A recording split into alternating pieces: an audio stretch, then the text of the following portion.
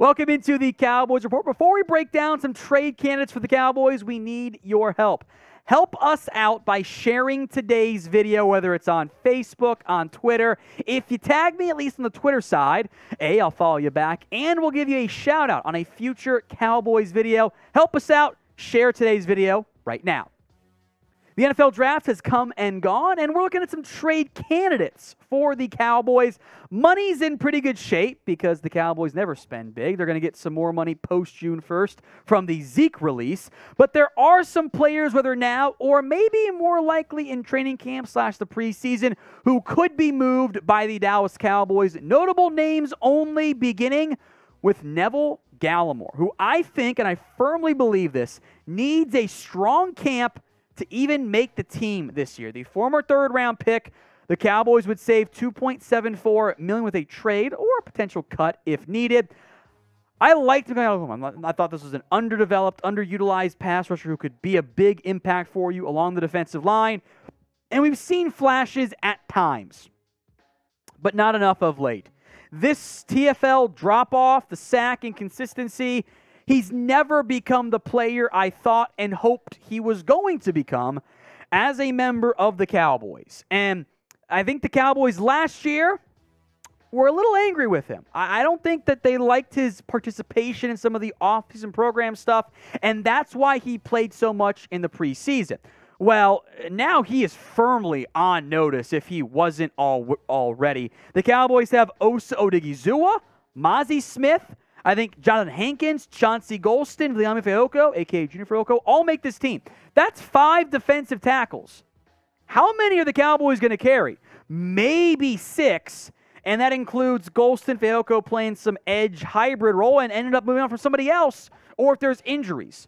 So the numbers game is not favorable to a player like Neville Gallimore or Quinton Bohanna, but a 6th-round nose guard isn't going to bring you much of anything in a trade, and maybe Gallimore only gets you a late-round pick, but he's a more notable name that was worthy of inclusion on this list. So name a player, anyone on the roster, who you want to trade away. Sound off in the comment section at the pinned comments of today's show. If the ad break comes here on YouTube, take advantage of it. Head down there and let me know.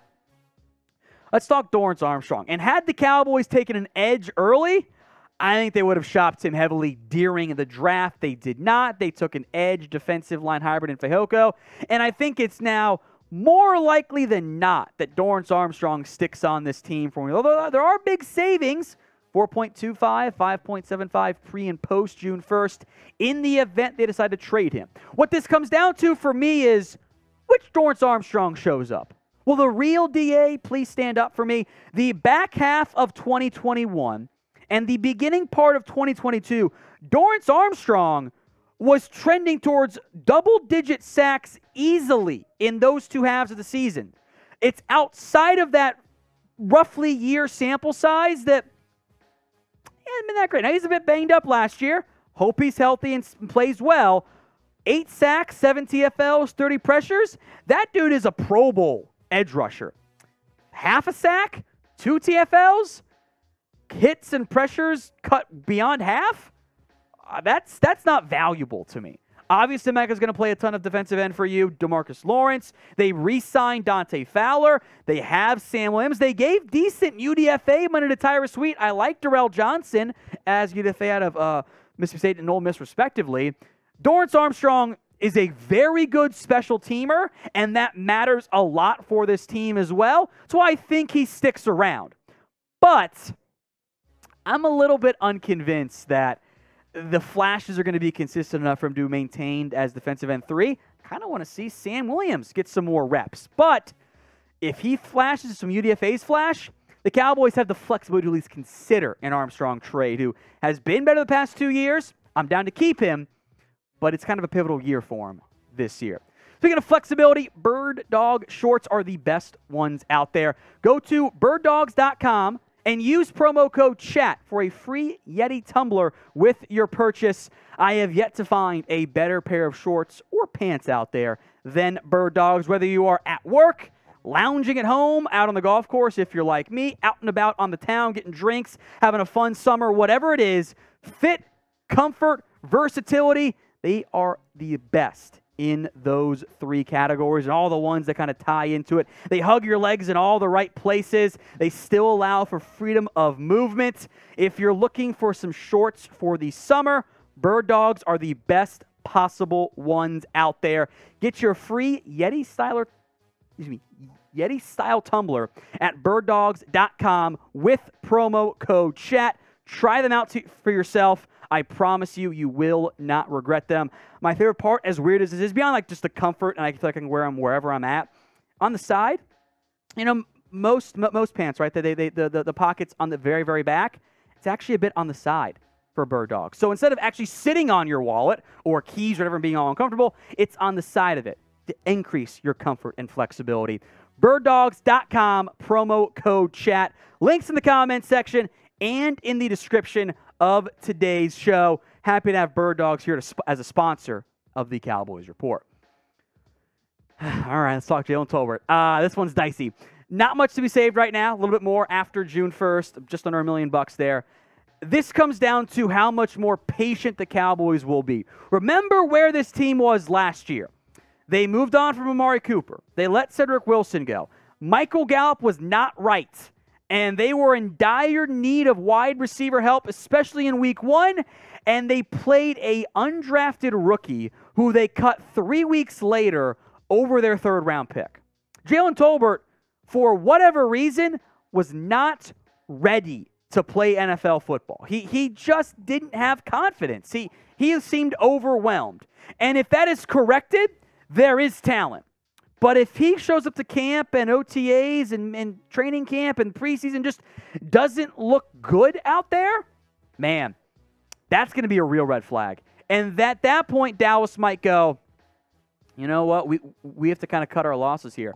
I like Tolbert a lot coming out of South Alabama. I know the Cowboys almost took him in round 2. It was between Tolbert and Sam Williams. And they got lucky and Tolbert filled him in the 3rd round. And then he was a disaster in year 1. I'm not out on him, but if your confidence is shaken, I get it. So do you still believe in Jalen Tolbert? Y for yes, N for no. Go ahead and sound off in the comments section if you still have some belief in the 2nd-year receiver out of South Alabama.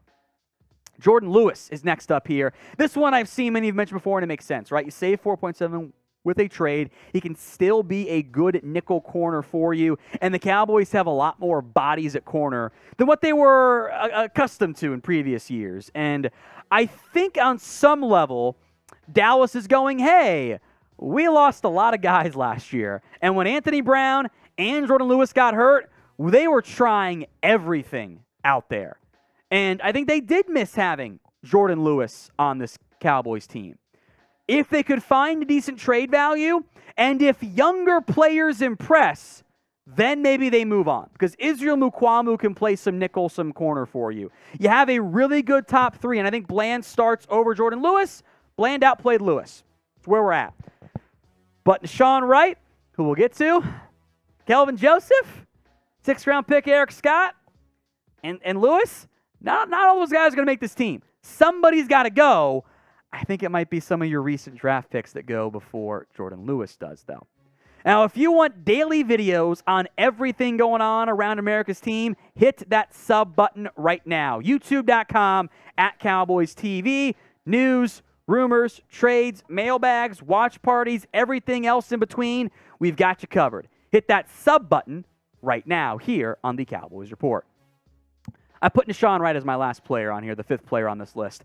Some savings money, not a lot. You're just kind of punting on the asset in the end there. Nahshon Wright, and we'll talk about Kelvin Joseph, I promise you, fall into the exact same category last year, much like Jalen Tolbert. The Cowboys had a massive need at the position, and their recent draft pick, their top 100 pick, could not get on the football field.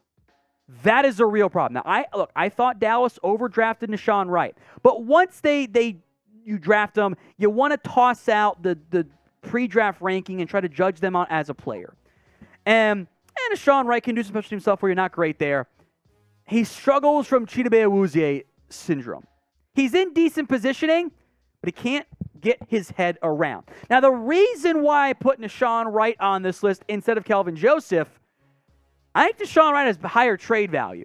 It's still probably only a 7th-round pick, but Joseph is a more extreme version, right? He did not grade out well for the Cowboys last year. Internally, his kind of player grades, they were bad.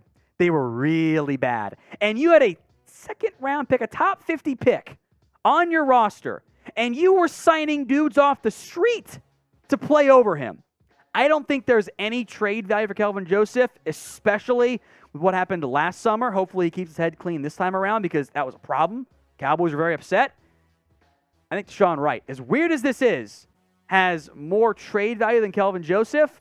I'm not sure it's high for any of those players involved, though, and that's a real problem for a Cowboys team that spent 2 top 100 picks on a corner and might have them off the roster this time next year already.